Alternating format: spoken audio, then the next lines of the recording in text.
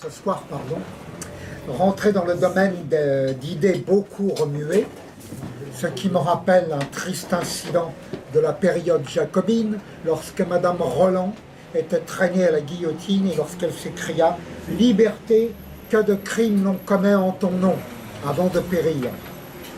Alors, maintenant, c'est un peu moins dramatique, quoique les conséquences de certaines bévues peuvent être fantastiques, et donc je serais tenté de m'écrier « Écologie, que de bêtises on raconte en ton nom ». Voilà. Alors, il faut débroussailler ce champ plein de mauvaises herbes qui s'appelle l'écologie, et pour cela, il faut procéder pas à pas et sujet par sujet. Le premier sujet en la matière sera traité par M. Camille Vert, ici présent, et qui prend la parole. À lui de jouer. Merci beaucoup. Merci encore, mon père.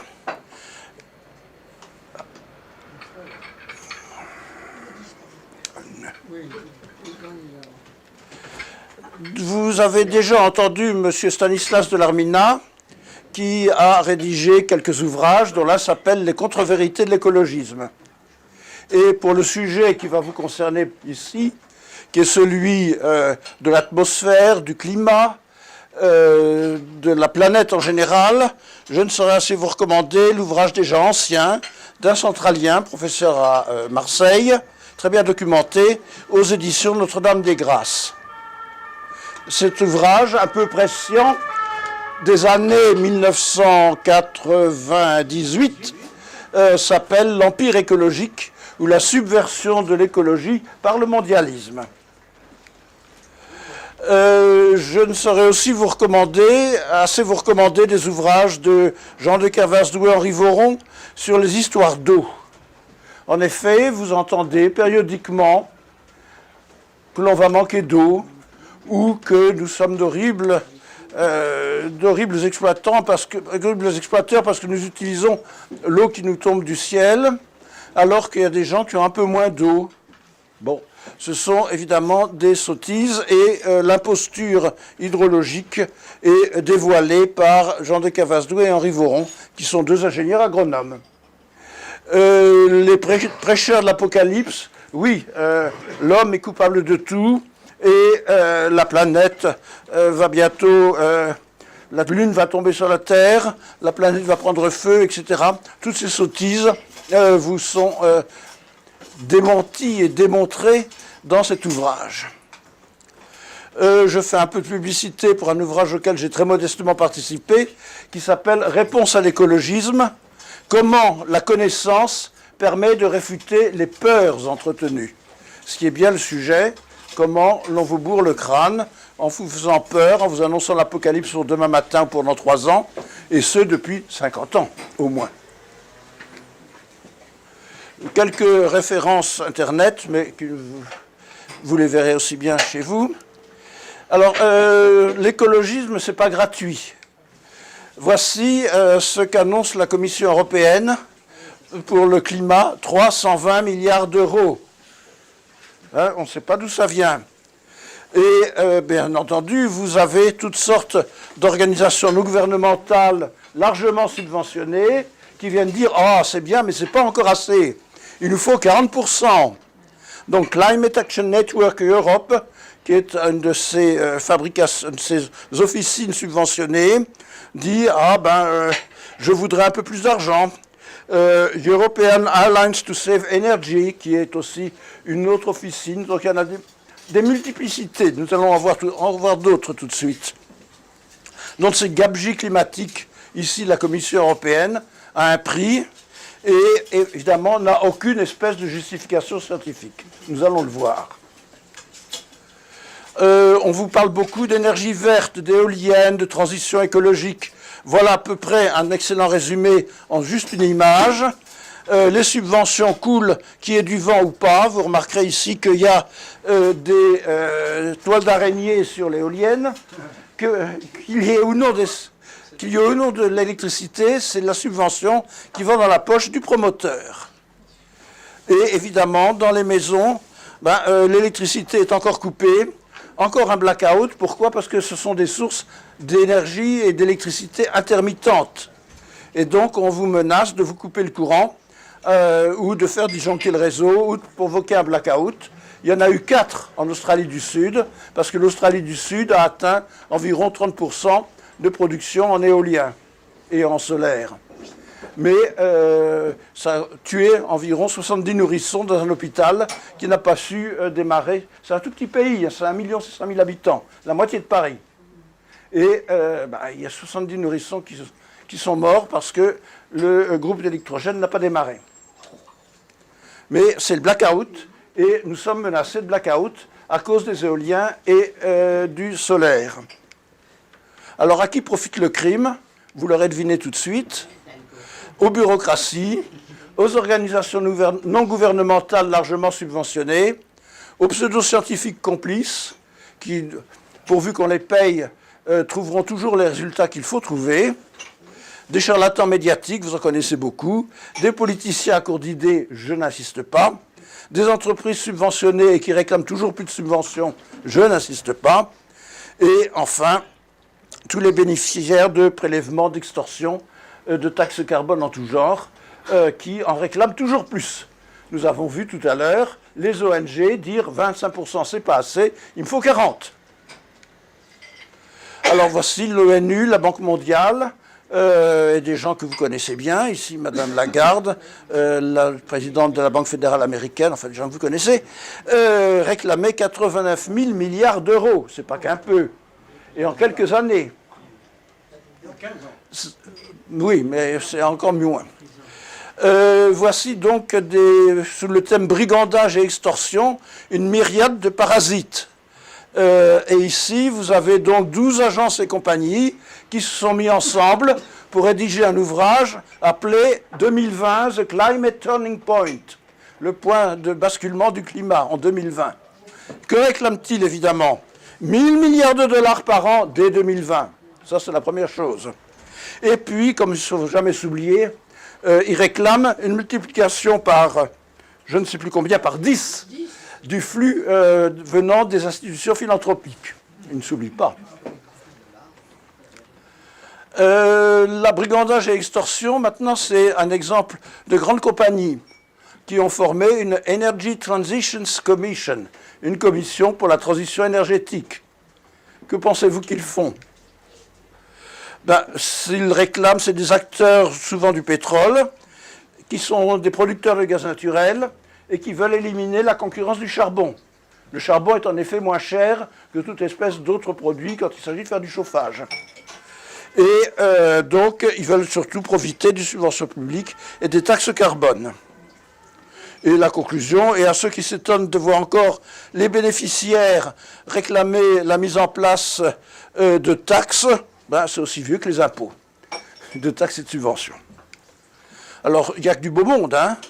C'est Bank of America Merrill Lynch, BHP Billiton, qui est un très grand exploitant de minéraux, BlackRock, qui est le principal fonds de pension et hedge fund américain, Energy Transition, Energy System, CO2 Science, European Climate Foundation. Vous avez un mélange intéressant d'entreprises, telles que Schneider Electric, ou Statnett, qui est une entreprise norvégienne, et un mélange intéressant avec des organisations non gouvernementales ou des think tanks dûment subventionnés. Ça, brigandage et extorsion, voilà ce que raconte M. Al Gore dans son église de climatologie. Nous allons voir ce que dans les Carbon Tax Saves Our Life.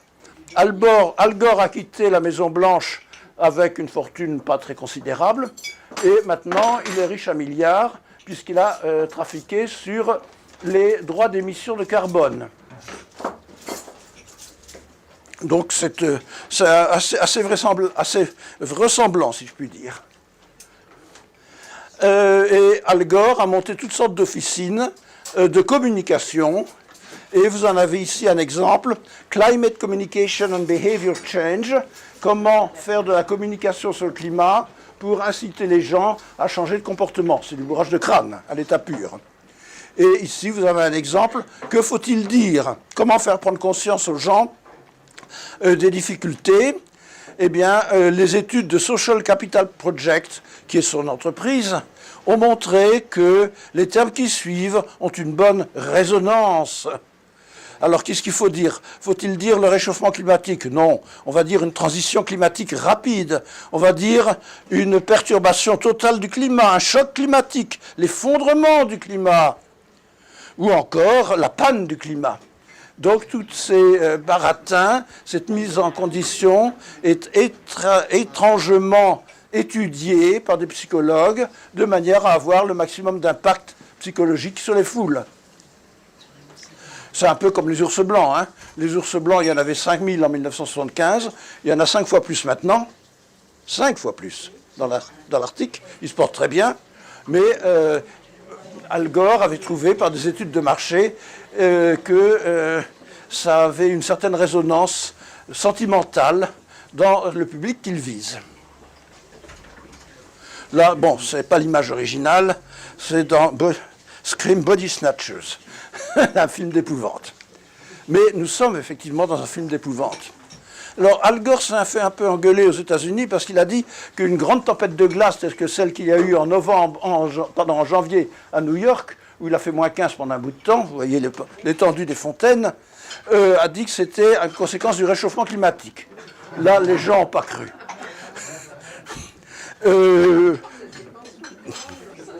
Donc, je rappelle qu'aux États-Unis, de temps en temps, il y a un bon anticyclone polaire qui tombe et que voilà des exemples de température observés à 400 km au nord-ouest de New York. Il y a même eu cet hiver-ci 40 cm de poudreuse dans le Sahara. Vous voyez les malheureux dromadaires avec les pattes dans la neige, ça ne leur est pas arrivé depuis 37 ans. Et évidemment, Le Figaro nous dit que les vagues de froid sont effectivement liées au réchauffement de la planète. Il faut le croire. C'est du foutage de gueule absolument invraisemblable. Et maintenant, vous avez même les juristes qui s'y mettent avec des cabinets spécialisés qui veulent absolument récupérer des sous aux dépens des compagnies solvables, telles que les pétroliers, ou aux dépens des États, c'est-à-dire dans vos poches, sous prétexte. Donc voilà un manuel qui vient d'être publié par M. Christian Huguelot, c'est M. Corinne Lepage, sur la manière de faire des procès. Et il réclame une justice climatique, un projet de déclaration Human Rights on Climate Change, qui est d'ailleurs en cours de lancement, et une justification du fait que l'on s'attaque à de grosses compagnies pétrolières, puisqu'évidemment, pour leur demander des sous, il vaut mieux avoir des gens qui en face ont du répondant. Et donc voici M. Richard Head, qui est du Climate Accountability Institute, qui menace les producteurs de carbone de procès et de lourds procès en dédommagement. Parce que, évidemment, ces compagnies ne savent pas ou ne veulent pas savoir que le CO2, eh bien, nous allons le voir tout à l'heure. Donc, vous avez un grand nombre de vampires d'ONG qui veulent vous sucer le sang en poursuivant et les sociétés et les États en responsabilité civile et climatique. Et les amateurs de jeux vidéo sauront que ce que tu dois faire pour sauver ta peau, tiens bien ton arme et dézingue tous ces zombies. Il n'y a pas d'autre méthode et nous allons voir comment il faut faire. Alors, il y a beaucoup de diapositives, des choses peut-être un peu compliquées, mais j'essaierai de vous tenir éveillé jusqu'au bout. Alors, un peu d'histoire quand même, pour remettre les choses en perspective. Depuis le début du XXe siècle, il faut toujours que ce soit de la science. Il n'y a plus de révélation. Il faut que ça soit prouvé scientifiquement. Alors, on a eu la science du matérialisme dialectique et du matérialisme historique. Ça a duré de 1917 à 1990. L'horizon indépassable de la pensée humaine. Ça a fait quelques centaines de millions de morts. Et puis on a vu comment la perversion de la biologie, par exemple par Lysenko, où il y avait une biologie prolétarienne contre la biologie bourgeoise de Mendel et de Darwin. En 1920-1945, il y a eu la supériorité de la race allemande. Ça a aussi été mauvais. Alors au début de 1957, donc c'est un bout de temps, ça fait 60 ans, on a eu des débuts des mesures de CO2 au Mauna Loa. Alors, était-ce une recherche scientifique? Était-ce quelque chose d'un peu télécommandé? Je ne sais pas dire. Mais c'est le démarrage de l'écologie militante, avec en 1962 le livre de Rachel Carson contre le DTT.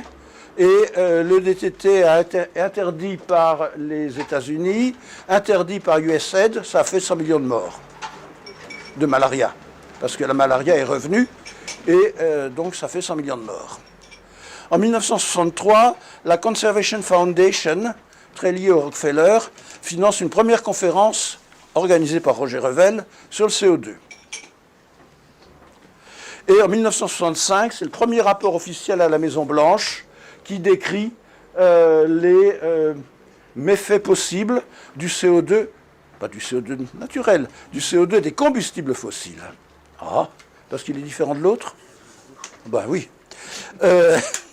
Alors, en 1972, vous aviez le rapport au Club de Rome. Ça fait 30 ans que nous ne devrions plus avoir ni pétrole, ni cuivre, ni zinc, ni quoi que ce soit. Ben non. L'inventivité humaine et la recherche, l'amélioration des technologies minières permet de continuer à avoir du pétrole, du charbon et de la nourriture. Et en 1974, bon, le candidat écolo annonçait, en Tienne qu'on a déjà vu, il n'y aura plus d'eau en France en 1990. Et lisez-moi. En 75-79, on a commencé à préciser un peu les affaires de réchauffement climatique. Et un des papes du réchauffement climatique, ou un des archevêques, a dit qu'il faut trouver entre plus 1,5 degré et 4,5 degrés. Juste une fourchette 3. Appeler ça de la science, c'est un peu bizarre, mais c'est ça qu'il faut trouver.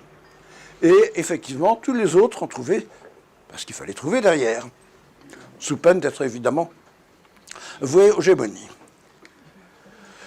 Donc voilà le premier rapport de 1965 qui vous affirme que le CO2 des combustibles fossiles reste perpétuellement dans l'air, enfin la moitié. On se demande pourquoi, puisque le CO2 de l'air est renouvelé tous les ans, tous les 5 ans. Hein, un cinquième est absorbé chaque année et remplacé par du dégazage naturel. Par conséquent, vous pouvez faire l'expérience avec une bassine d'eau et un filet de vinaigre. Vous verrez bien que le filet de vinaigre, au bout d'un certain temps, n'existe plus. Et c'est la même chose ici.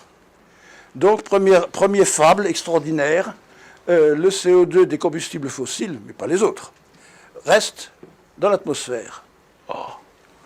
Et deuxième fable extraordinaire, la vitre de la serre, ce qu'on appelle l'effet de serre, qui est une autre fabrication totalement idiote. Nous allons voir pourquoi.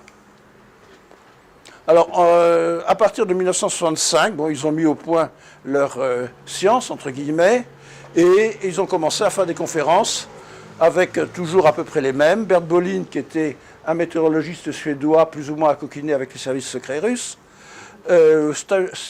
Schneider, dont on a déjà parlé, et Maurice Strong, qui était secrétaire général adjoint des Nations Unies et qui voulait absolument détruire les sociétés industrielles parce qu'elles risquent de ruiner la planète. À peine de l'idéologie. Et vous avez donc, dès 88, une mise en scène. Al Gore organise une conférence de James Hansen, et le complice de Al Gore, un autre sénateur, a déclaré sans honte et sans embâge dans un journal, ben oui, on avait choisi le jour le plus chaud de l'année, on avait consulté la météorologie à Washington, de manière à ce que ces annonces de réchauffement climatique aient quelques vraisemblances. Et même, on avait saboté la climatisation de la salle dans laquelle devait se tenir la conférence de presse. Donc il faisait chaud, tout le monde suait. Ah, quelle belle mise en scène. Bon, ben, 88, c'est la fondation du GIEC. 92, c'est le sommet de Rio. Et puis la mise en place d'une convention internationale qui explique qu'il faut... qu'il faut absolument limiter les émissions anthropiques, quasiment, les émissions de CO2 des combustibles fossiles, pas le reste. En 92, la mise en place de toutes les bureaucraties qui continuent à exister, dont l'ADEME, mise en place par M. Forbes, alias Brice Lalonde, en mai 88, qui était ministre de l'écologie de Michel Rocard, puis de Édith Cresson. Il n'a pas été ministre chez Bérégovoy qui a été suicidé en mai 93. Bon. Alors, la bureaucratie mise en place est absolument géante. Et vous avez ici, tiré d'un livre de 2001, l'état des différents compartiments, avec à chaque fois des secrétariats, des bureaux, et puis voilà la bureaucratie climatique mise en place. Ça, c'était il y a 20 ans. Hein. Depuis, ça a embelli encore. Et puis la désinformation, allez plein train, bon train. 9 avril 2001, on vous annonce que les températures grimpent. Oui, elles ont grimpé d'un tiers de degré. Un tiers de degré en 40 ans. Hein. Un tiers de degré, je monte la main de 10 cm. Là, je subis un tiers de degré de plus, parce qu'il fait plus chaud en haut qu'en bas. On vous annonce que le niveau des mers monte. Oui, il monte d'1 millimètre par an ou 2 millimètres par an depuis le début du XXe siècle. On vous annonce aussi que sur toute la Terre, on sent la chaleur. Ben oui, un tiers de degré, ça se sent. Je mets au défi quiconque dans cette pièce de dire ce que c'est qu'un tiers de degré. Et puis, pourquoi est-ce que Washington ne sent pas cette chaleur? Ben parce qu'elle n'existe pas. Et puis ici, Global Warning, c'était en septembre 2004. Donc vous voyez l'intensification de la fraude scientifique, on la verra tout à l'heure. Ici, de la mise en condition, du bourrage de crâne. Et ça s'appelle de la flagrant délit des informations. Voilà quelqu'un que vous connaissez qui explique « La planète souffre, la nature souffre ». Les jours approchent où l'emballement climatique échappera à tout contrôle. Il faut sauver la planète en danger. Et pour ça, donnez-moi votre argent, donnez-moi une gouvernance mondiale écologique. Et puis vous aviez déjà Nicolas Hulot qui sortait son mouchoir en disant « Il y a des malheureux qui ne savent pas ce qui se passe. Il y a les Indiens, je ne sais pas quoi, dans la forêt amazonienne, et les habitants des Ultivalus. » Les habitants des Ultivalus, nous verrons, ça fait longtemps qu'on prédit la submersion de ces îles, il ne se passe rien. Alors, quand Chirac vous dit, oui, l'emballement climatique va échapper à tout contrôle, ben vous avez là un relevé de mesures par satellite des températures moyennes. Ça, c'est des centièmes de degrés, hein, des centièmes de degrés. Je ne sais pas si vous sentez le centième de degré. Et en pratique, c'est ce qu'on a dit tout à l'heure, il y a eu, en 40 ans, un tiers de degré, 0,3 degrés de plus. C'est terrible. Et d'ailleurs, bon, autre exemple de charlatanisme impudent, la montée du niveau des mers. Ah, ben ça, c'est de la bonne désinformation. En 86, on vous annonce que la cathédrale de Cologne sera à moitié sous l'eau, c'est-à-dire que les océans auront monté de 140 mètres. Oh. Et puis on remet le couvert, si je puis dire, en 2013. National Geographic vous explique que là, les océans ont monté de 50 mètres. La Statue de la Liberté est à moitié dans l'eau. Alors, ce charlatanisme-là existe depuis longtemps. Les prédictions de 1987, on commence à pouvoir les vérifier. Il y a juste un facteur 30 d'erreur. Alors, quand vous raconte des choses sur la mer, vous regardez sur le niveau des mers, vous regardez www.psmsl.org, qui est Permanent Sea Level Monitoring Service, qui regroupe toutes les données des marégraphes. Vous savez qu'en France, vous avez un marégraphe qui, depuis 1807, mesure à Brest le niveau de la mer, et à Marseille depuis 1870. Par conséquent, on a des archives bien établies, et ça monte en gros d'1 millimètre par an, à Brest comme à Marseille, un peu moins. Alors là, bon, ils sortaient le mouchoir pour expliquer que les gens du Bangladesh allaient être sous l'eau. Ben oui, on voit bien. Voilà 40 ans, 60 ans de mesure. Vous voyez, ça a beaucoup bougé. 1 millimètre par an. Alors les îles Tuvalu, c'est un marronnier, non? Quelque chose que l'on agite périodiquement. Donc France TV Info vous annonce qu'il veut cet état, ces lagons vont être submergés. Le Monde en une couche. On a même fabriqué un dessin animé, une bande dessinée pour les petits-enfants, afin de les sensibiliser à la menace climatique. Et puis, il y avait un marégraphe. Ben, le marégraphe montre plus 1 mm 65. Donc, il n'y a pas lieu de s'inquiéter de quoi que ce soit. Et il y a quelqu'un qui a eu la bonne idée d'aller comparer les observations faites, les observations satellitaires ou par avion, des surfaces des îles, puisque c'est des îles à lagons, et qui a constaté qu'il y avait plus de 20% sur la surface des îles depuis 50 ans. Ben oui. Pourquoi? Parce que les coraux montent, s'adaptent, et ça fait plus de surface. Bon, je passe sur les détails, mais enfin, voilà de la désinformation à l'état pur. Alors, autre désinformation, vous voyez, New York rempli d'eau. On vous annonçait en 88 plus 3 mètres pour 2028. Là, c'est juste 30 fois ce qui est observé. Mais comme c'est un charlatan impéditent, il remet ça tous les ans ou tous les 2 ans en annonçant une nouvelle catastrophe à venir. C'est du charlatanisme. Alors, le marégraphe de New York, ben, le voilà. Vous voyez que ça croît de 2,5 mm parce que le sol s'affaisse un petit peu.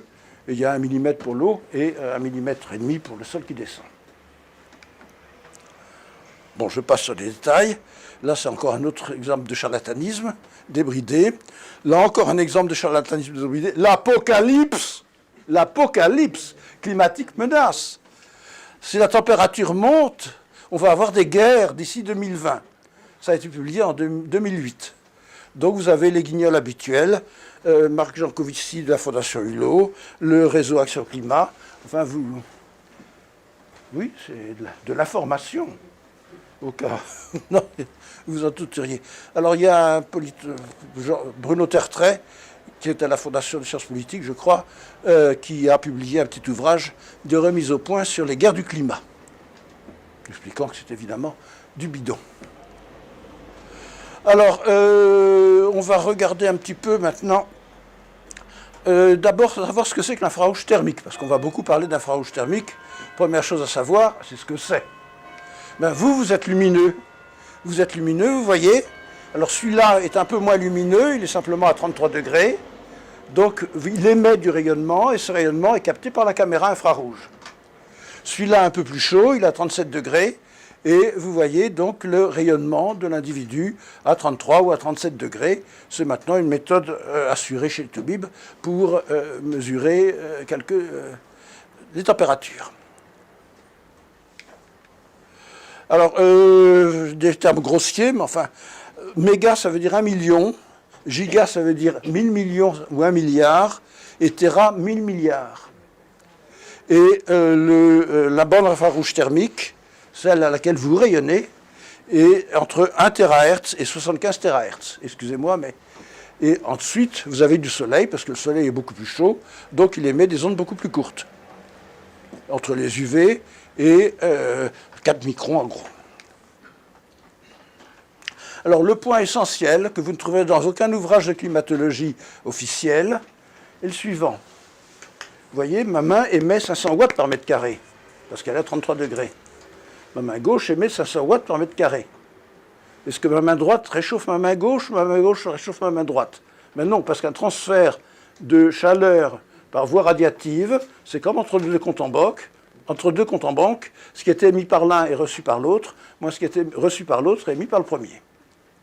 Et on verra tout à l'heure qu'entre l'air très opaque, très très opaque, en infrarouge thermique, et la surface, ben, le bilan est nul.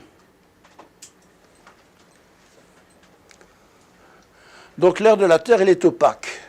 Alors, il y a une mesure de l'opacité qui s'appelle l'épaisseur optique. Je ne vais pas vous ennuyer avec ça, mais c'est juste pour vous signaler que dans la bande de l'infrarouge thermique, en bleu, c'est la vapeur d'eau, en rouge, c'est le CO2. Donc vous voyez que le CO2 occupe une toute petite bande et il rayonne essentiellement depuis la stratosphère, c'est-à-dire qu'on s'en fout pour ce qui est de nos affaires, puisque nous vivons dans la troposphère, la basse troposphère. Et donc, la vapeur d'eau fait le gros du rayonnement et le gros de l'absorption. Et le CO2, une toute petite bande, c'est la queue du chien. C'est pas, et tout le reste, c'est la vapeur d'eau. Donc, juste pour vous donner une idée de la proportion entre le CO2 dont on parle infiniment et qui en fait ne rayonne que depuis la stratosphère, à peine ici depuis la troposphère, et la vapeur d'eau qui rayonne entièrement depuis la troposphère. Donc c'est juste pour donner des ordres de grandeur d'épaisseur optique.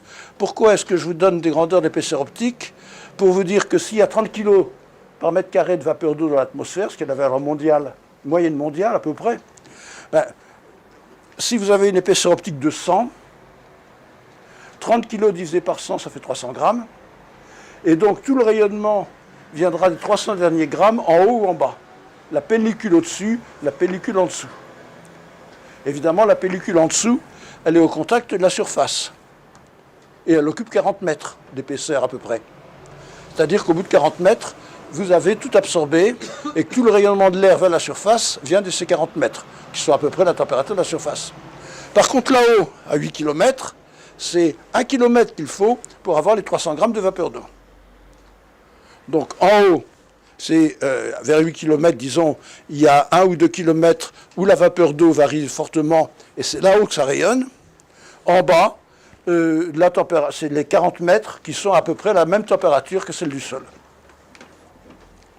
Alors, je passe sur quelques détails. Alors, comparons la Lune, la Terre et Vénus. La Lune, il n'y a pas d'atmosphère. Donc là où le Soleil est au zénith, il fait 122 degrés ou 120 degrés. Et puis, en moyenne, il fait moins 67 degrés à l'équateur, moins 175 degrés au pôle. Pourquoi? Parce que quand il n'y a plus de Soleil, ça se refroidit très vite. C'est la surface de la Lune qui, lorsqu'elle est éclairée par le Soleil, fait 120 degrés. Et puis, dès que c'est dans l'obscurité, il n'y a plus rien. Sur la Terre, vous avez 10 tonnes d'air au-dessus de la tête. 10 tonnes d'air remplies de vapeur d'eau. J'insiste, remplies de vapeur d'eau à raison de, en moyenne, 30 kg par mètre carré. Sur les 10 tonnes. Donc ça ne vous paraît pas beaucoup, mais c'est ça qui fait, 1, l'opacité en infrarouge thermique, et 2, tout le rayonnement du globe, c'est la couche à 10 km qui rayonne là-haut. Et donc, contrairement à la Lune, là, il y a la vapeur d'eau, elle bouge, avec les nuages, avec le vent, et les océans bougent aussi. Et donc, vous avez une bonne égalisation des températures tout autour de la Terre. Une relative égalisation. Hein, il ne fait pas moins 67 degrés, ni moins 175 degrés. Même au pôle en hiver, il fait moins 40 degrés ou moins 30 degrés. Et de temps en temps, là, vous avez eu des nouvelles épouvantables. Il faisait 0 degré au pôle Nord cet hiver, pendant 24 heures. Oui, il y avait une remontée d'air chaud venant du plus au sud qui égalise effectivement le rayonnement du globe. Donc vous avez une machine thermique dont la fonctionnalité est d'égaliser le rayonnement, et qui s'appelle vapeur d'eau, plus le mouvement de l'air et des océans. Alors sur Vénus, vous savez qu'il y a une température au sol de 460 degrés. 460 degrés. Mais pourquoi? Parce que le poids de l'air sur Vénus est 100 fois le poids de l'air sur Terre. Et que vous avez une relation entre la température et la pression, relation que vous connaissez bien, lorsque vous essayez de gonfler les pneus de bicyclette, à la fin, ça chauffe au bout de la pompe. Donc vous avez une relation température-pression qui est de la physique élémentaire sur Terre et sur Vénus, qui est parfaitement vérifiée. Donc aucune faribole radiative, simplement le haut de la vapeur d'eau ici et le haut des poussières sur Vénus, les poussières sont à 60 km, rayonnent vers le cosmos et rayonnent à leur température. Et en dessous, vous avez ce qu'on appelle le gradient de température qui est parfaitement fixé sur Terre. L'aviation civile prend 6,5 degrés par kilomètre. Quand vous êtes en route, en avion à 11 km, bien, il fait 65 degrés de moins ou 70 degrés de moins qu'au sol. Alors, ça, c'est trop compliqué, je vais le passer très vite. C'est simplement pour vous prévenir que le Soleil qui rentre au-dessus de l'atmosphère n'est pas le même dans toutes les saisons, évidemment. Alors ici, en décembre, au pôle Sud, 550 watts par mètre carré. Par contre, évidemment, en été du Nord, en été boréal au pôle Sud, 0. À Paris, vous avez en gros, ici vers 48 degrés nord, vous avez 500 watts par mètre carré en juin, juillet, et puis vous avez 100 watts par mètre carré, moins ce que prélèvent les nuages, en décembre.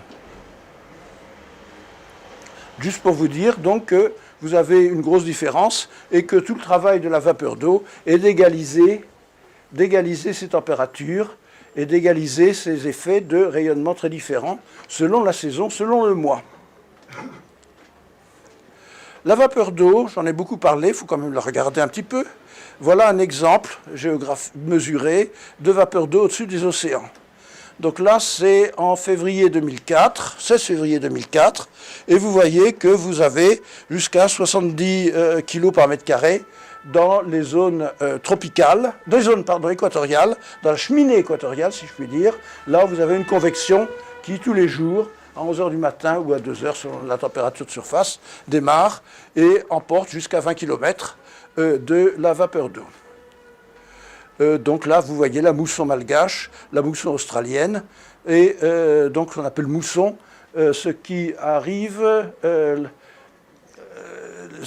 dans l'hémisphère en été, venant de l'hémisphère opposé, et qui provoque des pluies intenses pendant 2, 3, 4 mois. La plus célèbre étant évidemment la mousson indienne, mais là, nous sommes en février.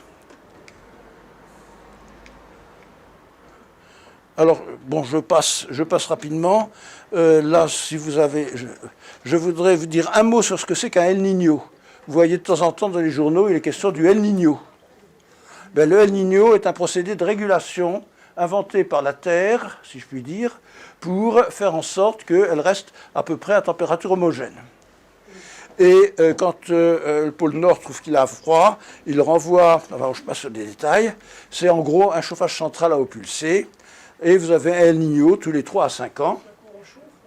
Ce n'est pas un courant, c'est une piscine d'eau chaude du Pacifique ouest, du côté de l'Indonésie, qui fait 500 mètres d'épaisseur, 2000 km de large, 5000 km de long, qui largue les amarres, parce que les alizés ont faibli, tout ça est piloté par les vents, et qui arrive à la côte du Pérou. Et qui arrive à la côte du Pérou à Noël, d'où le nom de l'enfant Jésus, El Niño. Et en arrivant à la côte du Pérou à Noël, évidemment, ça fait plus 2, plus 3, plus 10 degrés. Une énorme quantité, une piscine d'eau chaude. Et puis cette piscine d'eau chaude, après Noël, en janvier, février, mars, repart vers l'ouest.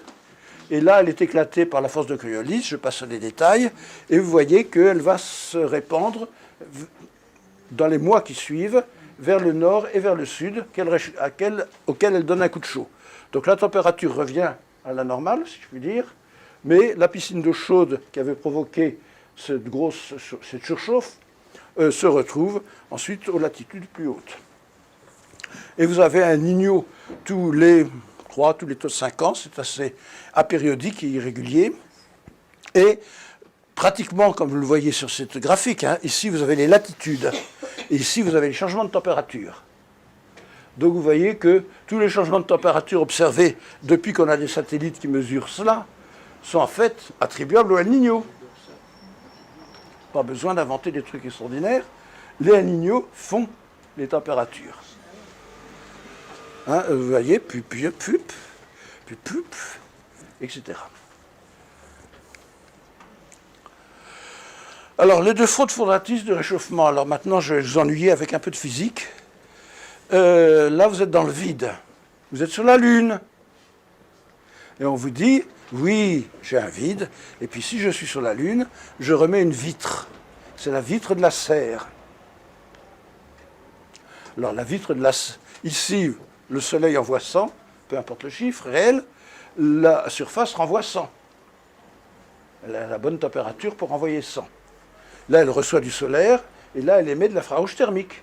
Comme vous émettez de l'infrarouge thermique, mais à une température différente. Et puis là, on remet une vitre. La vitre est opaque en infrarouge. Par conséquent, c'est elle qui va émettre 100. Et comme elle a une certaine température, elle va émettre 100 vers le haut, 100 vers le bas. Et donc la surface va recevoir 200. comme la surface reçoit 200, elle va être un peu plus chaude que si elle ne recevait que 100. Et sur la Lune, ce serait plus 75 degrés. Pas qu'un peu. Mais c'est dans le vide. Est-ce que vous vivez dans le vide? Non, vous vivez dans de l'air, dans 10 tonnes d'air, plein de vapeur d'eau. Sans quoi vous seriez mort. Et donc le schéma réel, non pas ces histoires idiotes que vous trouvez dans tous les manuels, universitaires même. La réalité est celle-ci. Vous avez un corps opaque. Là, vous avez comme entre ma main gauche et ma main droite. Elles sont à peu près à la même température. Les 40 premiers mètres de l'air sont à la même température que la surface. Et par conséquent, comme l'air est opaque, il absorbe et il émet autant que ce qu'il absorbe. Et le bilan net avec la surface, c'est 0. Donc le refroidissement de la surface, qui reçoit quand même le solaire, c'est par évaporation. L'évaporation, vous la faites tous les jours l'expérience chez vous, c'est un moyen très commode et très efficace de refroidir un milieu ou de le stabiliser. Et donc vous avez ici évaporation, convection, c'est de l'air turbulent, et toute cette chaleur-là va alimenter la pellicule, hein, les 300 grammes de vapeur d'eau là-haut qui rayonnent vers le cosmos. Donc ce n'est pas du tout ce schéma-là dans le vide, parce que vous ne vivez pas dans le vide, vous vivez dans de l'air rempli de vapeur d'eau, opaque en infrarouge thermique, parce qu'on a vu les épaisseurs optiques, c'est pas qu'un peu, c'est des dizaines et des centaines. Alors qu'une épaisseur optique de 1, ça absorbe 80% du rayonnement qui tombe dessus. 80%. Ça ne laisse passer que 20%. Donc, vraiment, c'est opaque, quand c'est une épaisseur optique de 400 ou de 300. Et donc, la température, c'est l'effet de la pression. Donc, la référence de température, elle est là-haut. Elle est à la bonne température pour que le globe soit en équilibre. Et sur la surface du globe, hein, il y a un équilibre extrêmement précis là-haut, à 10 km ou à 8 km. Et en dessous, c'est simplement l'effet d'une relation entre la température et la pression dans la troposphère. C'est tout à fait simple. Mais je n'ai pas trop le temps de... Donc, ce que je viens de dire, bilan net entre la surface et l'air, 0, parce que l'air est opaque, en infrarouge thermique, et qui sont à peu près à la même température, hein, les 30 premiers mètres et la surface. Ensuite, la température, elle dépend essentiellement de la rapport des pressions, entre la pression là-haut à 8 km et puis la pression en surface, puisque c'est là où ça se passe, pour le rayonnement vers le cosmos. Donc, je refais encore le dessin. Vous avez une épaisseur optique de 1 qui échange avec la surface, et en équilibre. La chaleur solaire, elle repart par évaporation. Ici, vous avez une épaisseur optique de 1. Le cosmos, il est vide, hein, il n'émet rien en infrarouge thermique. Par conséquent, c'est cette couche-là, à 10 km ou à 8 km, qui rayonne vers le cosmos et qui refroidit, entre guillemets, le globe, mais le refroidit de manière intelligente, pas comme sur la Lune, où vous aviez un point qui rayonne comme un malade et puis le reste est à moins 200 degrés. Vous avez une température raisonnable. Et sur Vénus, vous avez beaucoup plus de pression. La température est absolument uniforme, que ce soit sur la face éclairée ou sur la face non éclairée, que ce soit au pôle ou à l'équateur, partout la même température et pas de vent sur les 30 premiers kilomètres. Par contre, il n'y a pas de lumière, parce que c'est la couche de poussière là-haut qui intercepte tout le soleil, quasiment. À ce point même que les Russes, pour leur deuxième engin Vénéra, ont dû mettre un projecteur pour pouvoir voir quelque chose avec leur caméra vidéo. Caméra vidéo un peu bricolée pour qu'elle tienne à 460 degrés. Elle a tenu une demi-heure. Bon, je vous ai déjà raconté ça. C'est les 300 grammes en haut et en bas qui comptent. Et voilà à peu près le résumé. La régulation du refroidissement du globe. Donc à gauche, vous avez le Soleil qui envoie des UV qui seraient émis par la stratosphère, donc vous vous en foutez d'une certaine manière, puisque c'est complètement séparé de la troposphère. Enfin, pas complètement, mais... Ensuite, vous avez le rayonnement infrarouge thermique de la vapeur d'eau, donc cette pellicule dont je parlais tout à l'heure, qui rayonne 200 watts, presque 200 watts par mètre carré. elle fait 90% du rayonnement de la Terre. C'est donc la vapeur d'eau qui compte, pas des fariboles sur le CO2. Et puis la surface, parce qu'elle fait de la vapeur d'eau, où il y a 20 watts par mètre carré qui échappent aux nuages et à la vapeur d'eau. Moyennant quoi, vous avez une bonne uniformisation de rayonnement, puisque le travail de la vapeur d'eau et du mouvement de l'air, c'est d'uniformiser le rayonnement de manière à avoir les températures les plus homogènes possibles et les plus faibles possibles. Alors que sur la Lune, vous avez 120 degrés d'un côté, moins 200 degrés de l'autre. Bon, je n'insiste pas beaucoup, ça on l'a déjà vu. Et on vous dit, oh, doubler le CO2, c'est horrible.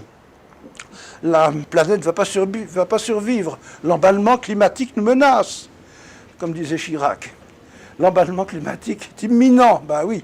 Alors, là, vous avez la vapeur d'eau qui rayonne. On dit d'où elle rayonne. Hein. Comme elle est très opaque, elle rayonne de très haut. Et puis là, on vous montre d'où ça rayonne le CO2. Alors, le CO2 rayonne essentiellement depuis la stratosphère, mais il y a deux petits zizi ici où, lorsque vous augmentez la quantité de CO2, le niveau de rayonnement, le niveau à partir duquel le CO2 rayonne, va monter un petit peu. Donc ça va être plus haut et plus froid. Donc il va y avoir moins de rayonnement. En gros, pour moins 2 watts par mètre carré. Alors vous me direz, 2 watts par mètre carré, la vapeur d'eau rayonne 200. Et donc, comme la vapeur d'eau, elle s'adapte tous les jours et même toutes les heures, discuter sur 2 watts par mètre carré, d'une part, on ne sait pas faire, d'autre part, c'est totalement régulé par la vapeur d'eau. Hein? Alors je passe, donc on vous dit c'est plus haut, plus froid, c'est terrible, moins 1 watt par mètre carré ou moins 2 watts par mètre carré. Ah. Mais la vapeur d'eau, elle rayonne sur tout le spectre, quasiment, sauf la fenêtre. Alors que le CO2, il rayonne un peu moins, mais sur 1 THz, la vapeur d'eau sur 40. Donc on a vraiment là le paradoxe, on veut vous faire croire que plus haut, plus froid, c'est terrible. Alors il y a des tas d'histoires absolument démentes sur les contre-réactions à la vapeur d'eau. Donc je passe sur ces délires, mais vous voyez là au moins le vrai phénomène. Vous avez de la vapeur d'eau qui rayonne sur presque tout le spectre, du CO2 sur 2 petits aiguilles. Le CO2 rayonne un peu moins quand on double la quantité de CO2, c'est pas de ma main, hein, parce qu'il faudra 200 ans pour doubler la quantité de CO2 par rapport à maintenant, au train où ça va. Donc dans 200 ans, mais en 200 ans, la vapeur d'eau qui s'ajuste toutes les heures et toutes les minutes a le temps de corriger tout ça. Et de faire son boulot, ce qu'elle fait toujours depuis des milliards d'années. Donc je passe sur ces détails, mais vous voyez où se situe l'escroquerie. On vous dit le CO2, oh, plus haut, plus froid, c'est horrible. Non, la vapeur d'eau, ça s'en fout. Et la vapeur d'eau est dynamiquement régulée là-haut. Dans les basses couches, la vapeur d'eau est liée à la température de la surface. Dans les hautes couches, c'est le mouvement de l'air. Bon, je passe un peu sur ces détails. Alors vous avez un autre truc absolument extraordinaire, miraculeux, excusez-moi mon père, mais c'est vraiment extraordinaire. Ça s'appelle le forçage radiatif. On peut lire que les gaz à effet de serre chauffent la surface une deuxième fois, après que le Soleil l'ait chauffé une première fois. Hein, vous avez l'énergie du chauffage produit à partir de rien, sans aucune réaction, ni chimique, ni nucléaire. C'est vraiment gratuit, prodigieux. Et c'est même écrit par le délégué interministériel à l'effet de serre, qui, dans un ouvrage de 1992, appelé La prévention de l'effet de serre, expliquait que l'atmosphère provoque déjà un apport énergétique de 2 watts par mètre carré. Ah, quel miracle! C'est surnaturel. Alors on vous explique, oui, global warming apporte, là c'est 3 watts. Et puis on peut vous le compter aussi en nombre de bombes atomiques d'Hiroshima. Pour vous faire peur, quoi. Tout ça, c'est des sottises. Excusez-moi. Ça s'appelle des absurdités choquantes. Ça s'appelle le forçage radiatif. Hein, de l'énergie produite là-haut à 8 km, puis qui va spontanément du froid vers le chaud. D'habitude, c'est l'inverse. Hein. La chaleur, elle va du chaud vers le froid. Bon, donc ça, c'est des choses extraordinaires. Alors on dit, ben, le forçage radiatif, il doit se trouver dans les océans. 93%, nous dit le GIEC, du forçage radiatif est dans l'océan. Oh ben oui. L'océan, qu'est-ce qu'il montre? Ben, il montre 10 fois moins que ce que le GIEC nous dit pour forçage radiatif. Ça fait 0,25 watts par mètre carré. Le GIEC dit 2,5.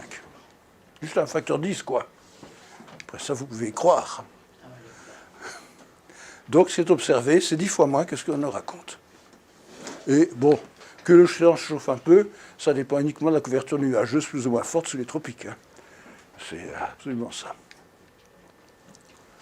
Donc le forçage radiatif n'existe pas, c'est un mythe inepte. Alors, on a vu que la réalité, c'est la vapeur d'eau a l'air très opaque, c'est elle qui rayonne là-haut à 10 km. Et plus de vapeur d'eau, c'est en fait la quantité de vapeur d'eau qui est réglée dynamiquement à 8 km. Et puis la relation température-pression qui est totalement ignorée. Hein. Ce que vous apprenez en gonflant un pneu de bicyclette ou dans la première année, je ne sais plus si c'est en maths sup ou en maths LM, de relation température-pression, ben là c'est totalement ignoré. Vous ne trouvez jamais ça dans aucun ouvrage de réchauffement climatique.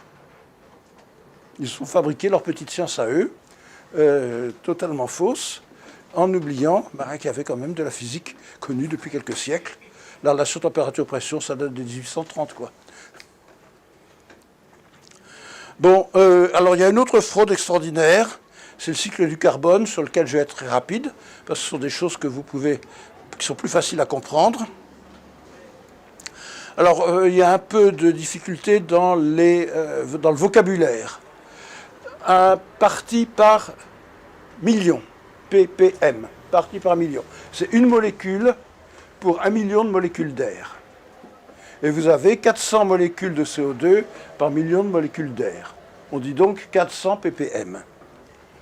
Et 1 ppm, ça correspond en gros à 2 milliards de tonnes de carbone dans l'air. Bon, alors plus de CO2 dans l'air, c'est plus à manger pour tout le monde sur Terre.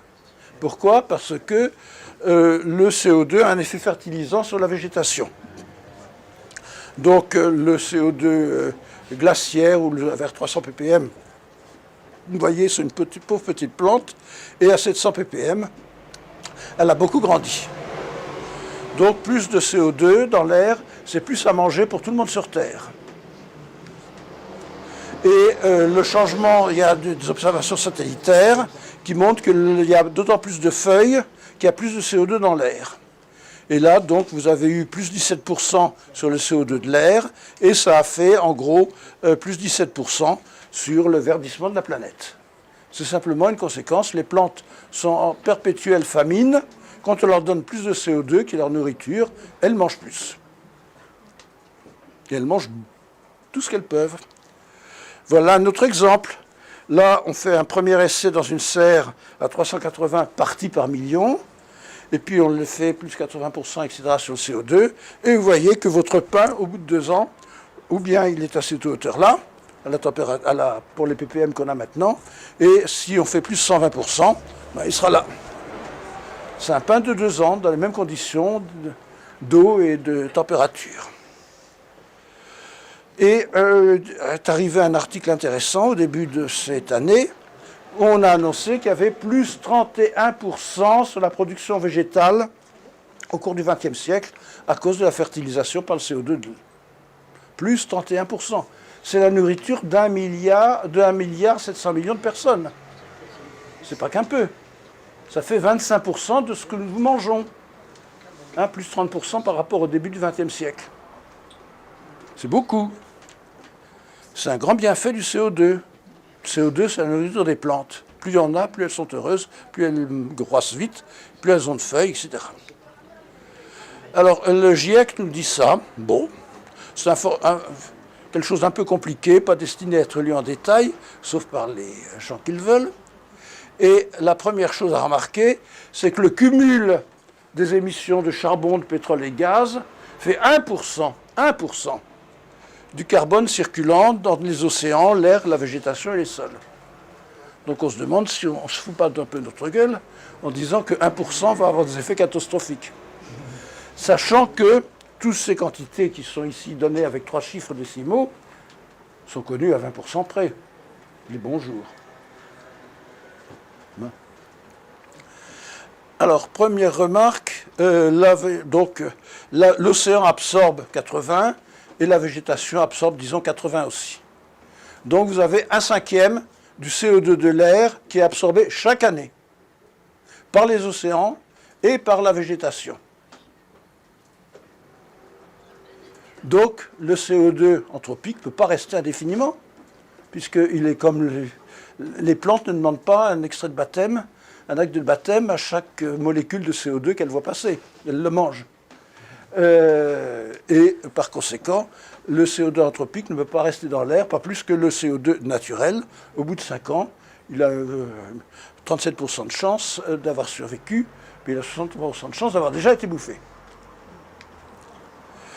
Alors ici, vous avez le cœur de l'escroquerie commise dès 1965 par Roger Revel. En effet, les océans contiennent 50 fois plus de CO2 que l'atmosphère. Donc si jamais ils admettaient qu'il y avait des échanges entre l'océan profond et l'atmosphère, leur fable ne tenait plus la route. Donc ils ont inventé, ils ne pouvaient pas inventer qu'il n'y avait pas d'échange entre l'air entre la surface de la mer et l'air, mais ils ont inventé qu'il y avait un océan où il n'y avait pas d'échange de carbone entre les 100 premiers mètres et le reste de l'océan. Donc, alors, on va voir tout à l'heure ce que c'est. Bon. Tant pis. Donc, vous avez des quantités pour l'atmosphère, la végétation et les sols, l'océan. L'océan, quand l'eau est froide, vous connaissez bien ça avec le champagne, vous préférez du champagne frais. Pourquoi? Parce qu'il conserve son CO2. Il n'a pas une pression partielle de CO2. Ici, c'est 200 microatmosphères, 200 millionièmes d'atmosphère, lorsque vous êtes au bord de la banquise. Par contre, ici, lorsque vous êtes, la bouteille de champagne a beaucoup dégazé, et vous êtes avec une pression partielle de 600 ou 700 microatmosphères. Donc, vous voyez que les océans froids absorbent, ça descend dans l'océan, ça remonte quand ça a le temps, 100 ans après, par exemple, et que c'est entièrement piloté par les températures de cette zone-là. Puisque les températures de l'autre côté, il y a toujours une zone où il fait un peu frais, c'est le bord de la banquise. Et ici, vous avez l'entrée des combustibles fossiles. Donc voilà à peu près le schéma. Donc vous avez un gros échange. L'océan, c'est le gros réservoir. L'océan a envoyé dans végétation et sol, et plus 31% au cours du XXe siècle sur végétation et sol. Puisque la végétation... Donc vous avez une durée de vie de 5 ans. Pardon. Oh, tant pis. Donc je vous montre un peu la croissance observée depuis 1960. On est passé de 63 ppm absorbés à 80 ppm, peu importe, par an, parce que la quantité de CO2 dans l'air a augmenté. Par conséquent, quand vous augmentez la pression dans l'air, d'une part, les plantes bouffent plus, d'autre part, l'océan froid absorbe plus. Et vous avez le dégazage naturel, et ici, le CO2 anthropique.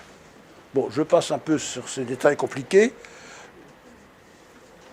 mais ça vous dit que le dégazage et l'absorption naturelle sont pilotés par le cycle naturel des températures, parce que plus il fait chaud entre les tropiques, comme dans votre champagne, s'il passe de 30 à 32 degrés, la pression augmentera de 10%.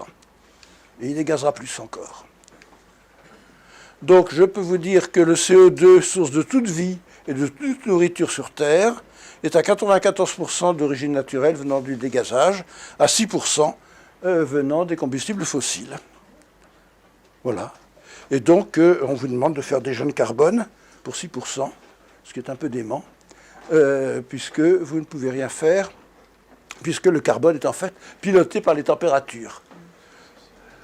C'est une conséquence des températures, ça ne peut pas en être la cause. Et les grosses fraudes sont dès 1965, elles sont déjà là. On vous explique que, alors ils n'étaient pas encore très sûrs, qu'on pourrait avoir des effets délétères may and could. Vous voyez, c'est pas très affirmatif. Et puis on vous affirme qu'il n'y a pas d'échange de carbone entre l'océan profond et l'océan de surface, et que par conséquent, les émissions anthropiques restent pour moitié perpétuellement dans l'air. Ce qui est un peu surprenant, puisqu'un cinquième est absorbé chaque année. Hein, c'est comme ça. Et ça, c'est la doctrine qui a été conservée par le GIEC, à peu près inchangée. Bon, la fraude est donc de supprimer les échanges entre l'océan profond et l'océan et l'air, et puis à supposer que la végétation ne bouge pas. Donc il y a des hypothèses un peu démentes, mais qui permettent de dire, voilà, j'ai 10 gigatonnes par an ici, j'ai un volume à peu près égal entre l'atmosphère et la végétation, par conséquent, la moitié va rester dans l'atmosphère, l'autre moitié va passer dans la végétation. Et puis j'ignore absolument les océans, je ne veux pas en entendre parler, et il y a quelques bricolages pseudo-scientifiques pour justifier cette énormité. Donc voilà les 3 mythes qui sont pieusement conservés par le GIEC depuis sa création. Ils en vivent. Alors les échanges, voilà des documents. Hein. Ça c'est le premier rapport du GIEC, 35-37. Ça, c'est le deuxième rapport du GIEC. Dernier rapport du GIEC, 90-101. Donc, ils n'ont pas pu dire, vraiment, il n'y a pas vraiment d'échange. Par contre, les formules qui avaient été inventées dans les années 80, elles sont restées. Ils n'ont pas tenu compte des changements qu'ils avaient apportés eux-mêmes. Et puis, la réalité, c'est 265, 275. Oh, c'est 10 fois plus que ça. Donc, vous voyez, le cœur de la fraude, qui est caché quelque part entre l'océan de surface et l'océan profond, justifie ou ne justifie pas, une accumulation de CO2 anthropique dans l'air. Et je ne peux que vous laisser lire ce que dit Marina Levy en 2013, à savoir qu'on a 3 à 5 fois les estimations précédemment admises. Elle est très polie, elle ne va pas cracher dans la soupe. Mais bon, elle a quand même eu l'honnêteté et le courage de publier ça, c'est sa thèse. Donc vous avez ici, en gros, 10 fois ce qui était admis dans les années 80 par le GIEC. Et qui est vraiment consubstantiel au GIEC, puisque c'est avec ça qu'ils expliquent que le CO2 anthropique reste dans l'air. Voilà, M. François-Marie Béron, dans une conférence à l'Association française pour l'information scientifique, qui vous explique, très joli slide, hein, 46% du CO2 reste perpétuellement dans l'air. Perpétuellement. Ah, puisqu'il y en a une partie qui est absorbée. Alors on se demande pourquoi 46%, puisque la durée de vie est de 5 ans. Un cinquième est changé chaque année. Comment voulez-vous que ça reste perpétuellement? Et puis, là, il a un aveu. Il y a une forte variation interannuelle. Mais ce qui varie, ce n'est pas l'absorption. Parce que là, il pose que tout le changement du CO2 de l'air vient des émissions anthropiques. Il le pose a priori, sans s'occuper du reste de la physique. Donc, voilà ce que ça donne. Donc, il est bien obligé de dire, il y a une forte variation interannuelle des pluies. Ce qui se passe, c'est qu'il y a une forte variation interannuelle du dégazage avec le El Niño. Hein, ça varie très considérablement. Et je passe sur ces détails qui sont un peu techniques. Là, c'est d'autres fables. Ah.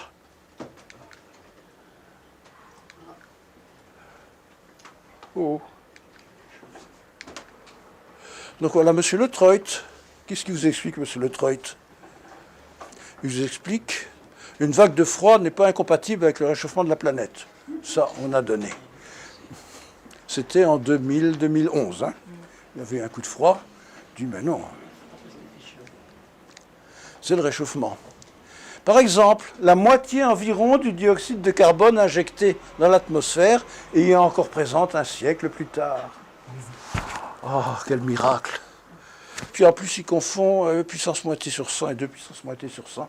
Ça, c'est un détail technique. En réalité, la moitié de ces émissions a disparu au bout de 3 ans et demi. Et puis, il vous explique que l'effet des gaz à effet de serre, c'est des effets futurs. Et donc l'urgence climatique, c'est engagement croissant sur l'avenir de la planète. Hein.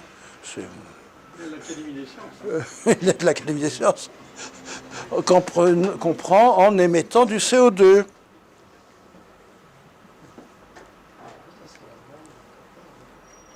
Vous êtes priés de le croire. Alors, je vous ai montré ici les émissions anthropiques par année, en ppm par an, peu importe l'unité d'ailleurs, ppm par 12 mois, et puis les croissances au Mauna Loa. Et puis, en bleu, c'est les températures. Donc, vous voyez que les croissances des ppm, c'est simplement le dégazage, puisque les deux courbes bleues et noires sont à peu près superposables, avec quelques nuances. Par contre, il n'y a aucun rapport entre la courbe noire et cette courbe-là. Bon, je ne vais pas vous faire un cours de série temporelle, mais c'est à peu près évident. On a des tests statistiques pour expliquer s'il y a une bonne corrélation ou pas. Alors, j'ai peut-être déjà beaucoup parlé, mais je voudrais quand même vous dire quelques mots sur la vraie climatologie. La vraie climatologie était déjà connue des Grecs anciens, il y a 2400 ans. C'est une science géographique, historique et botanique. En effet, lorsque vous descendez de l'avion, vous appréciez si vous êtes dans un climat méditerranéen, un climat de savane, un climat tropical ou un climat équatorial, rien qu'en regardant les arbres ou l'herbe, vous savez. Et donc ça a été mis en forme par M. Köppen dans les années 1930-1940, qui vous explique qu'il y a 30 climats déterminés essentiellement par le régime des pluies. Donc ici, par exemple, vous avez le climat forêt équatoriale où il pleut toute l'année. Ici, vous avez le climat de mousson, en Inde, par exemple, où il pleut 3 ou 4 mois par an. Et puis ici, vous avez le climat méditerranéen, où il ne pleut surtout pas en été. Hein, il ne pleut pas non plus en été, en Californie, au Chili, ou dans les zones à climat méditerranéen. Par contre, ça, c'est les déserts. Et puis, vous avez les climats tempérés, plus ou moins froids. Alors, ce qui bouge, parce que les variations climatiques, ça existe depuis toujours. Ce qui bouge, c'est les limites entre les zones. C'est-à-dire que si jamais vous avez eu en Floride ici un grand coup de froid avec moins 10 degrés, comme le lancement d'une certaine shuttle qui a explosé au démarrage, parce que les boosters fuyaient, là, vous ne pouvez plus avoir de citronniers. Donc les citronniers sont un peu remontés, ou descendus plutôt. De même, en France, il y a eu quelques grands froids en 56 ou je ne sais plus quand, qui a tué les oliviers et qui a tué la vigne dans une partie de la Provence. Donc ils avaient un effet, le plus grand froid ou l'absence d'eau limite certaines plantes. Et donc tout est déterminé en fait par la botanique. Alors ce qui change ici, c'est les limites entre les différents climats. Par exemple, entre 1945 et 1975, les Américains ont eu vraiment la trouille. Ils ont appelé ça la grande glaciation. En effet, entre ces deux climats-là, qui sont à peine discernables sur l'écran, la limite a descendu de 400 km vers le sud. Donc ils ont un peu plus frais en hiver, et éventuellement, certains semis d'hiver ne pouvaient pas survivre. Il fallait faire du semis de printemps. Enfin bon. Alors, l'idée de faire un climat mondial moyen est évidemment une ineptie, un peu comme si vous vouliez faire un numéro de téléphone moyen en prenant l'annuaire et en faisant la moyenne de l'annuaire. Ça a autant de sens que ça. Alors, voilà un exemple de migration observée en Suisse depuis 100 ans. La limite des arbres à feuilles caduques était à 600 mètres, elle est passée à 1050 mètres. Ça s'est un peu arrangé, un peu réchauffé. Où il y a un peu plus de CO2, un peu plus de température. La limite entre la forêt mixte conifère et la forêt boréale à conifère, uniquement des mélèzes, est montée de 200 mètres. Donc ça, c'est des observations, la vraie réalité, si je puis dire. Vous voyez qu'il y a eu un réchauffement en Europe, dont on ne va pas se plaindre, puisque ça vous fait plus de chênes et moins de toundra et de neige et glace. Mais en altitude, là. Ça, c'est dans la région de Zurich. Et puis, si vous remontez de 8000 ans, vous voyez que nous sommes dans une des périodes les plus froides qu'on ait connues depuis 8000 ans. Ça, c'est des températures de surface en été au large de l'Islande. Vous voyez qu'on est passé de 9,5 degrés à quelque chose comme 7 degrés. De même, dans le fond des détroits indonésiens, hein, vous savez qu'en Indonésie, il y a des détroits entre les grandes îles qui sont à 900 mètres de profondeur. Et même là, on est allé faire aussi une petite enquête et on a constaté qu'il y avait 3 degrés de moins, que l'océan en général était, il y a 8000 ans, 3 degrés plus chaud. Alors c'est lié à des considérations sur la circulation océanique et puis au fait qu'à l'époque, il y avait 50 watts par mètre carré de plus en juin au pôle Nord. Pas qu'un peu. Ça, c'est les glaces à Chamonix. Donc on a des mesures à peu près raisonnablement, enfin des mesures ou des observations, à peu près soit des records paroissiaux. Il y a eu des processions parce que le glacier menaçait de bouffer la chapelle, menaçait de bouffer les granges et a bouffé les granges. Et donc on a des témoignages historiques, puis ensuite on a des dessins et des photos. Donc en 1550, le bout du glacier était là. Ensuite, il a avancé de 1500 mètres. Il a été stable à peu près pendant tout le petit âge de glace jusqu'en 1860. Puis en 1860, au bonheur, le glacier a reculé et on a à nouveau des prés à vaches et la chapelle n'a pas été abattue par le glacier. Et vous voyez que le gros du recul date d'avant, évidemment, les délires au dioxyde de carbone. Même chose pour le grand glacier d'Aletsch, dont je vais passer très vite. Vous avez là son extension maximum à 0 mètre en 1860.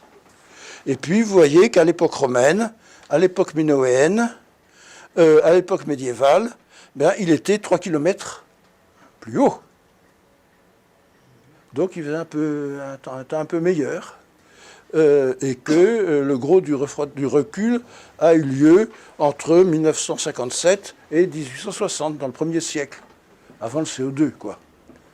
Donc on nous racontait que les glaciers reculent à cause du CO2. Difficile. Bon, je passe.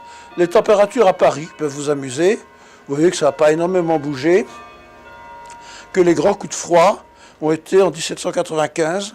À cette époque-là, comme vous le savez, il y a un escadron de cavalerie qui a pris la flotte hollandaise qui était prise par les glaces. Donc ça, c'est en 1795. Le record de froid est à moins 24 degrés, le 10 décembre 1889. Oui. 89 79.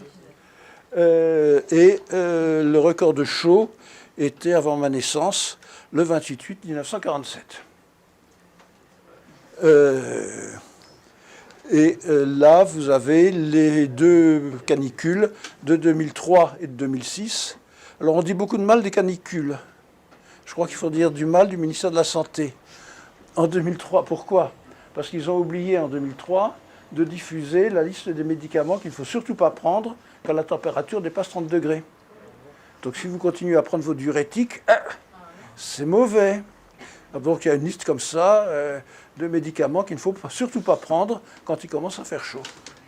Et en 2006, donc elle a été publiée, aucun effet sanitaire en 2006. Vous n'en entendez pas parler. Bon, je passe là-dessus. La planète souffre, vous le savez, oui, que la planète souffre. La température a augmenté de 0,29 degrés. 3 dixièmes de degré. En 40 ans. La planète souffre. C'est irréversible. Alors bon, je ne vais pas vous insister. On vous parle beaucoup de modèles. On vous dit, oui, c'est les modèles. Mon modèle m'a montré. Ça, c'est du charlatanisme assisté par ordinateur, mais du charlatanisme quand même. Voilà donc les observations, et voilà les prévisions des modèles. Alors, je ne vous raconte pas, il y a quelques retraitements entre les deux, mais ça donne une idée de ce qui se passe. Et puis, quand on vous dit qu'il y a des modèles, si ma machine veut bien avancer, il faut bien voir que les modèles météorologiques sont instables au bout de 3 jours. C'est propre à leurs équations. Alors quand vous les faites tourner pendant 20 ans, enfin l'équivalent de 20 ans, voilà ce que ça donne. Pour changer 1 milliardième de degré sur les conditions initiales. Donc là, vous avez 30 fois, on a fait tourner 30 fois le programme en changeant les conditions initiales. Ben, ça donne des résultats tout à fait différents. C'est ce qu'on appelle l'effet Lorentz, ou effet d'instabilité par rapport aux conditions initiales. Donc je vous invite à avoir une foi absolue dans les modèles climatiques et météorologiques à 30 ans. Ça n'a pas de sens. C'est instable par rapport aux conditions initiales. Alors là, vous avez un baratin fétide où on vous explique que ça représente un petit peu la variabilité naturelle. Qu'est-ce que c'est que ces histoires? C'est simplement l'instabilité par rapport à la condition initiale. Mais vous voyez que ce n'est pas qu'un peu, hein. Les images sont tout à fait différentes. Donc ça vous donne une idée de la qualité des modèles qu'il faut croire aveuglément puisque c'est eux qui dictent les taxes carbone que vous allez avoir. Vous avez déjà. Bon, je passe parce que... Oui, non, j'ai encore un peu de temps ou pas? Bon. Juste pour vous signaler que le dioxyde de carbone et l'énergie, c'est quelque chose de très utile parce que vous n'avez que 0,16 hectares, 1600 mètres carrés de terre cultivée par tête de pipe. Donc, si vous avez envie de manger, il vaut mieux avoir plus de CO2 dans l'air et plus d'énergie et plus d'engrais. Sur quoi vous ne mangerez rien. Donc, la terre ferme représente 30% de la surface du globe. La terre habitable, c'est-à-dire pas trop froide, et là-dedans, il vous reste un peu pour l'agriculture. L'agriculture, c'est les pâturages et les cultures. Et les cultures doivent vous fournir, et le bétail doit vous fournir des protéines, et les cultures doivent vous fournir des calories. Donc vous avez intérêt quand même à vous préoccuper du prix des engrais et de la qualité de l'agriculture. Bon, la production, la nourriture a été multipliée par 4 depuis 1960, par 4. Hein? Le Club de Rome vous annonçait que vous auriez la famine totale en l'an 2000. Mais vous avez une multiplication par 4 de la production, qui est due à la fertilisation par le CO2 de l'air, mais surtout à l'amélioration des techniques culturales avec plus d'engrais. L'engrais, donc ça permet de restituer à la terre l'azote qui a été pris par les plantes qu'on a cultivées. Alors, il y a des discussions, une lutte acharnée des ONG, telles que Greenpeace, pour que les gens crèvent, pour empêcher les gens de voir du riz un peu arrangé, du riz qui apporte du bêta-carotène. Parce que les gens qui n'ont pas de bêta-carotène, donc ça fait simplement 700 000 morts par an, mais ça, Greenpeace s'en fout. Ce qu'ils veulent, c'est la nature bio, pure, etc., telle qu'on l'a pratiquée au Moyen-Âge. Mais au Moyen-Âge, les gens mouraient à 30 ans. C'est tout bête. Donc voilà la croissance des productions, je passe très vite. Remarquez la croissance des patates depuis 1960. C'est passé de 20 à 40. Miam miam. Et puis la croissance de la production de blé qui a été très considérable. Et avec cette croissance de production, évidemment, les gens ont eu de quoi manger et l'espérance de vie est passée de 30 ans à 70 ans et à 85 ans. On dit que les Chinois sont extrêmement pollués, ils vont mourir. Or, l'espérance de vie à Pékin est supérieure à l'espérance de vie à Paris. Ah. Bon, ça je passe. Le père m'a posé des questions sur la mondialisation. Il y a 2 formes de mondialisation. La première, c'est les fibres optiques et les satellites. Donc, vous pouvez décrocher votre téléphone, parler gratuitement ou presque à l'autre bout de la planète, ou envoyer des données, des images, des vidéos, tout ce que vous voulez, grâce à un réseau dense de fibres optiques qui s'est mis en place depuis 1990. Et qui continue, le débit par fibre continue à croître d'un facteur 10 tous les 5 ans. Un facteur 10. Hein? Donc les gens qui font de la fibre optique, j'en étais, doivent se décarcasser un peu pour réussir à suivre la demande.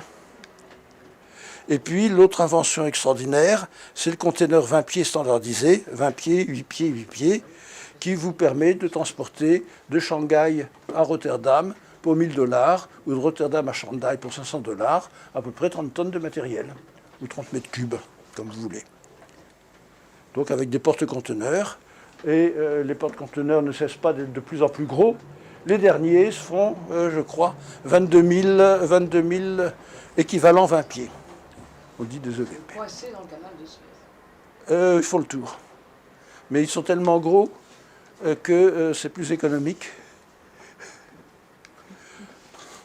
Donc, à quoi sert l'énergie? L'énergie sert à tout. Et l'énergie, la quantité d'énergie par tête n'a pas beaucoup cru. Par contre, la population est passée de 2 milliards à 8 milliards. C'est pour ça qu'il y a plus de CO2. Par contre, la quantité de CO2 par tête est restée à peu près constante, même avec le développement de la Chine. Alors, la révolution absolue, c'est les gaz de schiste et les huiles de schiste, puisque ça double les réserves. Et donc, c'est tombé à quelques dollars, ce qui était encore en Europe à 8 $, aux États-Unis est à 2 ou 3 $. Ce qu'on appelle le million de British Thermal Units. Et voilà les gisements potentiels de gaz et d'huile de schiste. Alors les Américains, pas idiots, ont un régime d'entrepreneuriat et de propriété du sol qui fait qu'ils ont pu se développer. Donc il y a eu quelques entrepreneurs particulièrement hargneux qui ont mis 30 ans, qui ont mis toutes leurs économies là-dedans et qui ont fini par faire marcher deux choses. D'une part, le forage horizontal sur 6 km. Donc vous descendez à 3 km ou 4, et puis vous forez à l'horizontale sur 6 pour aller chercher. Et puis la deuxième chose, c'est ce qu'on appelle le fracking, où on dilate un peu la roche avec une pression d'eau, on la choque un peu de manière à ce qu'elle relâche l'huile ou le gaz de roche-mère. Moyennant quoi, ça rapporte 100 milliards de $, rien que pour le... Ici c'est le gaz, et ça rapporte à peu près autant pour le pétrole. Pardon? À nous, ça ne rapporte À nous, c'est interdit. Oui. Il est même interdit en France d'essayer de savoir s'il y en a. C'est quand même noté sur la ligne. C'est noté, là. Oui, il y en aurait en France. Oui, il y en a dans le bassin parisien et il y en a dans les Cévennes. Mais absolument interdit même de savoir. C'est le fracking, la recherche, même de faire de la recherche. C'est absolument stupéfiant. Mais enfin, c'est le suicide d'études. Monsieur Hulot, Monsieur Roland, Monsieur Ségolène, Madame Ségolène. Je croyais qu'elle était ailleurs, Madame Ségolène. Non, mais ça fait longtemps qu'ils essaient d'interdire toute espèce de recherche géologique. En disant, les mines, c'est pas bien. Non, les Américains trouvent que ça nourrit. Et là, ça leur fait à peu près 200 milliards de $. Ah oui. Ça fait 1 000 $ par foyer américain. Moi, je veux bien avoir 1 000 $ de plus. Donc, le suicide des nations européennes, les délires de la transition énergétique ou écologique et le retour à la bougie. Ah, c'est mignon, ça. Tout ça au titre d'une idéologie où le fondateur de l'United Nations Environment Programme, notre seul espoir pour la planète, c'est l'effondrement des civilisations industrielles. Notre responsabilité, c'est de provoquer cet effondrement. Maurice Strong, qui était secrétaire général adjoint des Nations Unies, qui a créé le GIEC, qui a créé l'UNFCCC, donc ils l'ont dit très clairement. Ils veulent votre peau.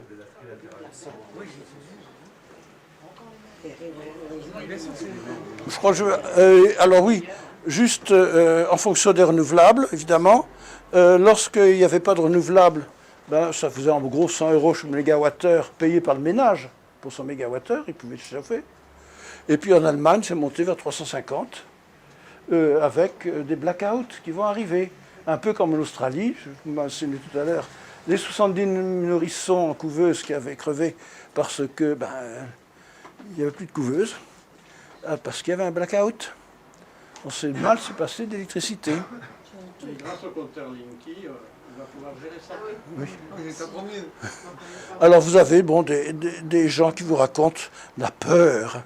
Hein, je vous ai montré tout à l'heure que la peur était l'instrument essentiel de M. Al Gore, qu'il développait des études de marché sur la manière de trouver le meilleur terme qui fasse le plus peur, savoir si c'est l'effondrement climatique, le délire climatique, etc.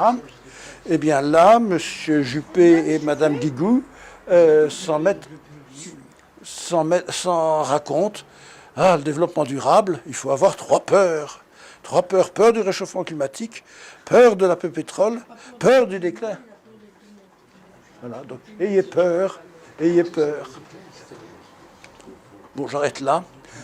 Si vous voulez rire un peu, même s'il n'est pas très orthodoxe, l'urgence écologique, la sauvegarde de la planète, le futur de nos enfants pour sauver l'humanité, la planète et la biosphère, vise en fait à la soumission repentante, à un collectivisme bureaucratique pour la gestion citoyenne de la poubelle planétaire, avec des catastrophes calculées, des catastrophes extrapolées, des interrogations citoyennes, des scoops journalistiques, etc., etc.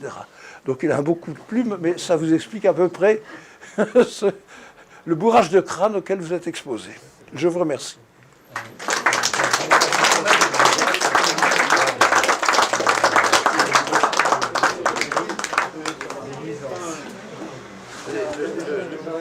Oui. Oui.